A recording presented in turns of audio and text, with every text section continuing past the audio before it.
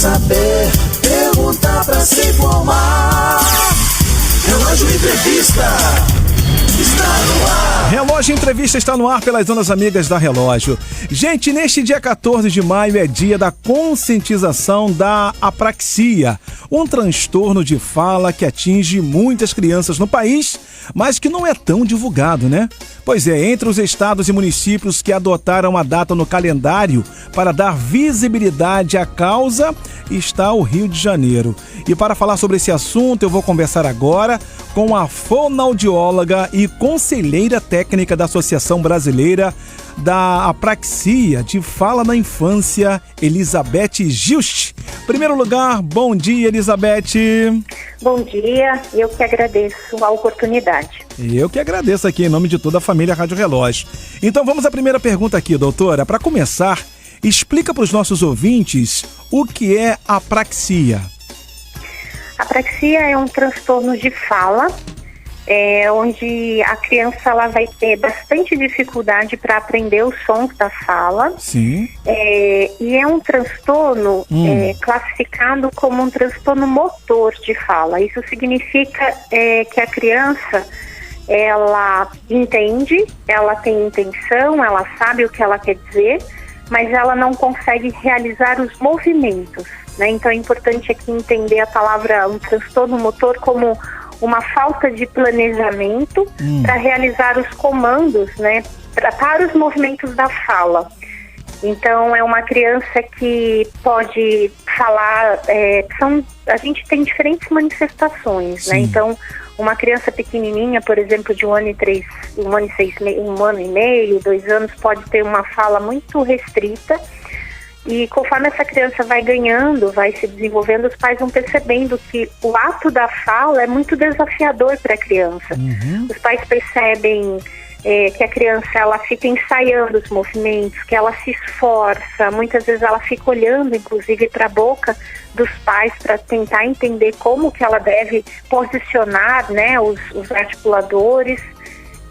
E esse transtorno de fala ele é diferente de outros transtornos e por isso que é tão importante essa divulgação, porque é um transtorno de origem neurológica, né? E é muito importante que essa criança, a partir do diagnóstico, ela vai poder receber tratamentos específicos para isso. Entendi. E já pegando carona, doutora, sobre essa resposta, e quais seriam os primeiros sinais desse transtorno de fala? Ótimo. Já pode começar a se manifestar logo que o bebê nasce, quando a gente percebe um bebê com muita dificuldade para sugar. Sim. Então a mãe relata que o bebê não conseguia, ele não conseguia, por exemplo, fazer o ato de sucção. São bebês que quando começa a introdução das papinhas, os pais percebem que é uma criança que já demonstra uma certa dificuldade com a alimentação, com as papinhas, ou então com a transição alimentar. Por exemplo, a criança não consegue mastigar bem os alimentos, a criança recusa determinados tipos de alimentos. E uma manifestação bem clássica para os bebês é que são considerados bebês silenciosos ou bebês quietinhos. Então, toda aquela fase do balbucio, que geralmente começa a partir do 6º, 7º mês, né, que é aquele dadadá, mamamã, aquele bebê que vai ficando muito sonoro, os pais percebem que não vai acontecer ou vai acontecer de uma forma diferente. Geralmente são bebês mais silenciosos. E aí, conforme esse bebê vai crescendo, os pais então vão percebendo, por exemplo, dificuldade para começar, né, para produzir as primeiras palavras como papai ou mamãe. Sim. A criança pode até produzir algumas palavrinhas, mas os pais percebem que depois de um tempo ela deixa de produzir. Ou, por exemplo, acontece às vezes da criança falar papai e quando começa a falar mamã, não fala mais o papá. E aí essa fala ela vai se caracterizando com omissões, com trocas. A criança ela tem uma melodia de fala diferente. Então é uma fala mais robótica, é uma fala com esforço. É como se a criança não conseguisse falar de forma natural, de forma fluida. Então os pais vão percebendo assim um ritmo diferente. Muitas vezes a criança, conforme ela vai ganhando, né, aí repertório de sons e tudo mais, os pais vão percebendo que fica uma fala ininteligível, até mesmo os pais não conseguem entender muitas vezes o que a criança está querendo dizer. Então são essas as principais características. Muitas vezes são crianças que já estão, por exemplo, em tratamento fonoaudiológico e não estão respondendo, os pais percebem que essa fala não está melhorando e que a dificuldade na fala, ela é bastante discrepante, assim, por exemplo, em relação à questão da compreensão. Pode ser uma criança que compreende bem, mas que não consegue produzir a fala.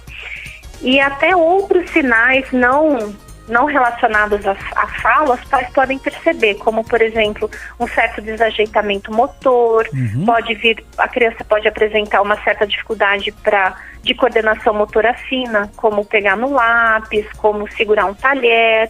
São crianças, às vezes, estabanadas ou desajeitadas, crianças que podem ter um equilíbrio que não é muito bom. Então, essas marcas em relação ao planejamento motor é o que a gente percebe assim, de mais evidente nesse transtorno. Entendi. Agora, doutor, uma dúvida aqui muito importante, né? Mais ou menos com que idade ou em que época começam a aparecer os sinais da apraxia? Atualmente, o diagnóstico ele é feito a partir dos 3 anos de idade, o diagnóstico conclusivo, né? Para a gente poder realmente ter certeza que a criança tem esse transtorno.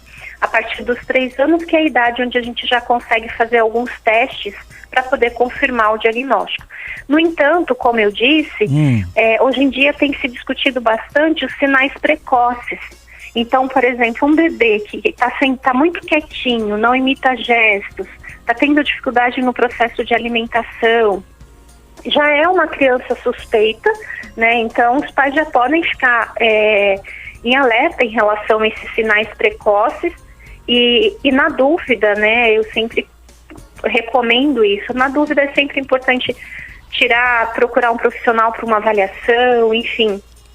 O aguardar pela fala pode ser bastante prejudicial e pode ser um tempo importante que foi perdido aí em termos de intervenção precoce. Entendi. Agora, doutora, e como é detectado que a criança tem esse transtorno de fala? Existe exame? Se sim, qual seria, doutora? Sua pergunta é bastante importante. O diagnóstico da apraxia é um diagnóstico clínico.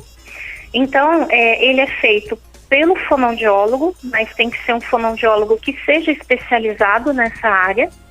E a partir de testes e da análise das manifestações que essa criança vai apresentando em termos de fala, então esse esforço, esse repertório muito pequenininho de consoantes, muitas vezes são crianças que têm dificuldade, inclusive, para falar vogais, os sons das vogais. Então, a partir desses de testes que o fonoaudiólogo vai realizando, ele consegue chegar nesse diagnóstico.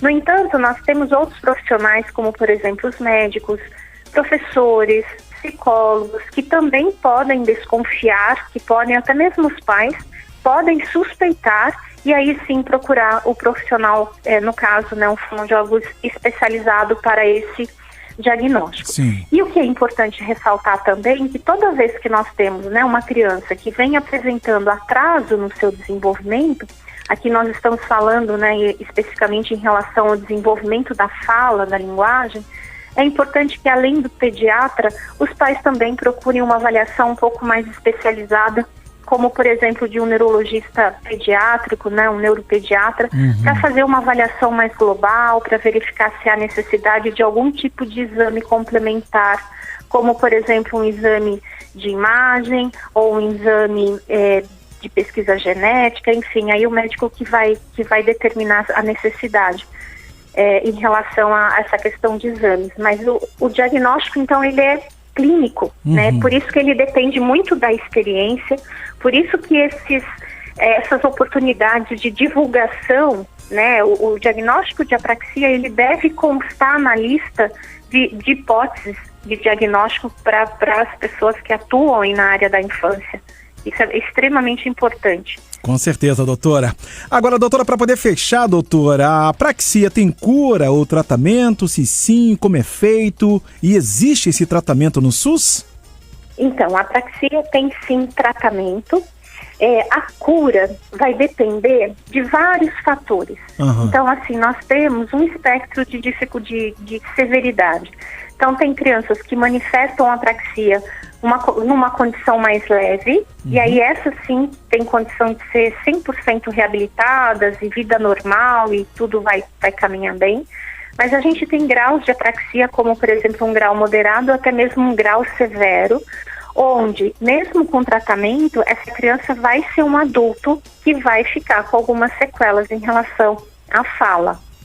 Sim. Então, assim, depende muito da idade do diagnóstico, do grau de severidade do transtorno, de qual tipo de tratamento que essa criança foi submetida. Então, como a apraxia é uma dificuldade no planejamento dos movimentos da fala, a intervenção, ela deve ensinar exatamente isso para a criança. Os movimentos e toda adotada toda uma teoria de aprendizagem motora. A gente ensina a fala enquanto uma habilidade motora para a criança. E aí, para isso, você tem técnicas diferentes, por exemplo, de uma criança que tem um atraso de fala, porque ela não tem estímulos, ou porque foi uma criança que ainda não frequenta escola, ou está faltando estímulos. São abordagens totalmente diferentes. Então, assim, é muito importante que os profissionais que atuam na área tenham formação nessas diferentes metodologias e técnicas de intervenção. E em relação à sua pergunta do SUS, a gente tem sim, né, por meio da Associação Brasileira de Apraxia de Fala na Infância, nós temos um trabalho onde muitos cursos que a associação oferece, materiais, eles são destinados também aos profissionais do SUS. Então a gente sempre, por exemplo, quando vai fazer um treinamento, uma formação, a gente acaba liberando vagas também para profissionais do SUS para que eles possam se capacitar. Além disso, a associação também mantém aí um contato com as universidades públicas. Sim. Então, hoje no nosso país, isso não existia até um tempo atrás, né, em termos dessa especificidade desse diagnóstico. Mas hoje a gente já tem algumas universidades, as clínicas de escola, dentro do curso de fonoaudiologia, e os pais podem buscar informação e buscar conhecimento em relação a isso.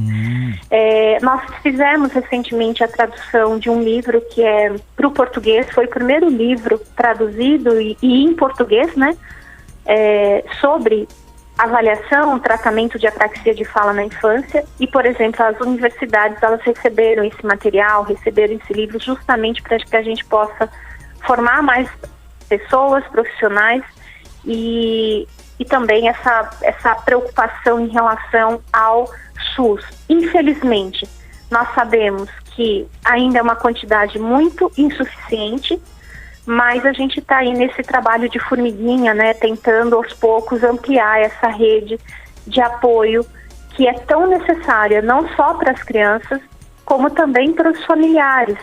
Porque quando uma família tem o diagnóstico, né, tem uma criança que tem uma apraxia de fala na infância, isso gera muitas questões, né, gera toda uma questão aí familiar, de preocupação, os pais ficam perdidos, não sabem para que lugar, né, buscar ajuda, em que lugar buscar ajuda. Essa criança pode ter consequências emocionais, por exemplo, ficar mais irritada, ficar frustrada, ficar mais sensível, porque a criança, ela percebe que ela não está conseguindo falar bem e ela percebe que não está sendo entendida. Então isso gera várias consequências comportamentais e para a família isso acaba sendo bastante desafiador. Falou tudo, doutora, tudo e mais um pouco. Olha que notícia em relação, né, sobre a apraxia. Muito bom essa notícia, muito boa essa entrevista. Só para lembrar que os nossos ouvintes, que eu tive o prazer, né, de conversar com a fonoaudióloga e conselheira técnica, né, da Abrapraxia, doutora Elizabeth Gilch, sobre apraxia. Doutora, mais uma vez, muito obrigado pela participação da senhora. Suas considerações finais, fica à vontade, por favor. Muito obrigada pelo espaço, muito obrigada por nos ajudar nesse trabalho de conscientização sobre esse diagnóstico. Para mais informações, as pessoas interessadas podem acessar o site da Associação Brasileira, que é apraxiabrasil.org.